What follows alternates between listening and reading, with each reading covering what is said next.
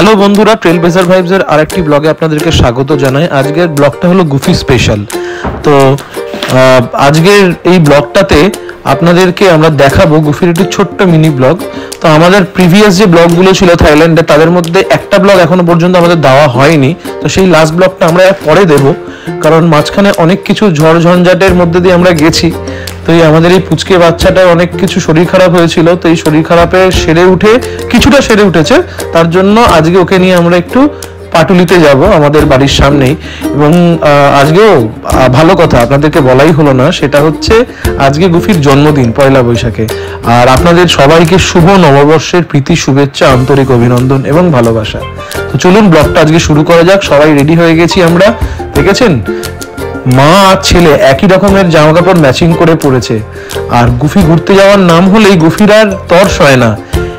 এত এত পাগলামি করে ঘুরতে যাওয়ার নাম শুনলে আমাদের পুচকেটা এই বেরিয়ে পড়েছে। আমরা আস্তে আস্তে গাড়ির দিকে উঠে পড়েছি। এরপরে আমরা যাব কোথায় না, পাটুলিতে। চলুন যাওয়া যাক পাটুলিতে। আমরা পাটুলিতে চলে এসেছি। এরপরে যথারীতি গুফি একটু এদিক ওদিক শোকাশুকি করছে, দেখছে যে কি আছে না আছে। ইনভেস্টিগেশন তো ধর্মে রয়েছে না, ওকে একটা দায়িত্ব দেওয়া হয়েছে সমাজ থেকে যে তুমি ইনভেস্টিগেট করো, সবকিছু বের করো। চারপাশের জায়গাটা কত সুন্দর দেখেছেন। আর গুফিদের মতো আরো অনেক ছোট ছোট বাচ্চারা এখানে আসে, যারা এখানে ঘোরাঘুরি করে এবং সবার সাথে দেখাশোনা করে, সবাই তাদেরকে আদর করে। দেখেছেন কাণ্ডটা। গাছের ওখান থেকেও নড়বে না। আসলে টেরিটরি মার্কিং করাটা ওর একটা স্বভাব, মানে প্রত্যেকটা ডগেরই স্বভাব আর কি। এবং ও এই জায়গাটা এত পছন্দ করে, হ্যাঁ দেখেছেন ওর মাকে টেনে টেনে অন্য জায়গায় নিয়ে যাচ্ছে। এই দেখুন, বলতে বলতে ওর একটা সাকরের জোগাড় হয়ে গেছে। আর একটা কথা বলতেই হবে, এই যে গুফির আজরাক প্রিন্টের শার্টটা কি দারুণ না। আসলে এটা ওর মায়ের চয়েস। তো ওর মা এই চয়েসটা করেছে এবং গুফিকে খুব হ্যান্ডসামও লাগছে। আর একটা কথা, গুফির কিন্তু ব্যাবিশিয়া ট্রিটমেন্ট চলছে এবং এই ব্যাবিশিয়া ট্রিটমেন্টে ওর 4-5 দিন জ্বরও ছিল এবং তার জন্য স্যালাইনও চলেছিল। এবং আমরা ডাক্তারের কাছ থেকে পারমিশন নিয়ে ওকে রাস্তায় বের করেছি। আর এই দেখুন, এত ওরা দুজনে মগ্ন হয়ে গেছে গুফির সাথে, ঠিক আছে। পেছনের ওই ছোট্ট বাচ্চা কুকুরটিকে দেখুন, ও কিন্তু খুব রেগে আছে গুফির ওপরে এবং প্রায় মাঝে মাঝে ভয় দেখাচ্ছে। তো গুফি মাঝে মাঝে আনকমফোর্টেবল ফিল করছে, কিন্তু আবার ভালোও লাগছে গুফির, যেহেতু গুফির এখানে নতুন একটা বন্ধু জোগাড় হয়ে গেছে।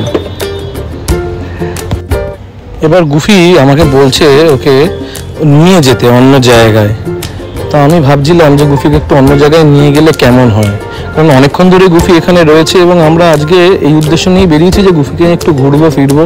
কারণ অনেকদিন বেচারা বাইরে বেরোয়নি, অনেকদিন ওকে নিয়ে ঘুরতে আমরা বেরোইনি। তো একটু হয়তো ওর ভালো লাগবে। জন্মদিনের দিনটা সবারই ইচ্ছা করে না একটু বাইরে বেরোতে বা নতুন কিছু খেতে, কিন্তু ওর মা ওর জন্য কেক আরো অনেক কিছু তৈরি করার জন্য প্রিপারেশন নিয়েছিল, কিন্তু দুর্ভাগ্যবশত বেচারা কিছুই খেতে পারবে না। এই পুচকে ডগিটা তখন থেকে গুফিকে বড্ড বিরক্ত করে যাচ্ছে, কিন্তু কি হবে, খুব বাচ্চা ডগি বলে গুফি আর কিছু বলতেও পারছে না। বেচারা পড়েছেও মাঝখানে। আর ওর ওই বন্ধুটা বড্ড ডাকাডাকি করছে গুফির সাথে দেখা করার জন্য।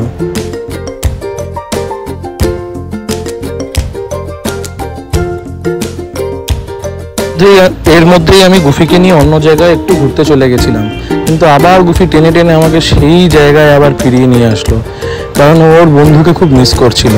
কারণ হাতে গোনা কয়েকটা বন্ধু বান্ধব, তো বেশি বন্ধু বান্ধব নেই ওর এখানে।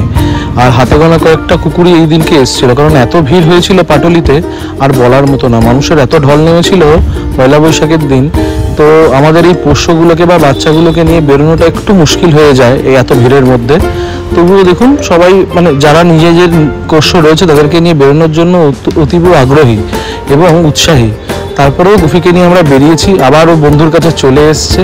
কিন্তু এবার না, আমরা আর বেশিক্ষণ ওকে রাখবো না। আমরা এবার বাড়ি যাওয়ার জন্য প্রিপারেশন নিয়ে নিয়েছি। আমরা আস্তে আস্তে বাড়ির দিকে এগোবো।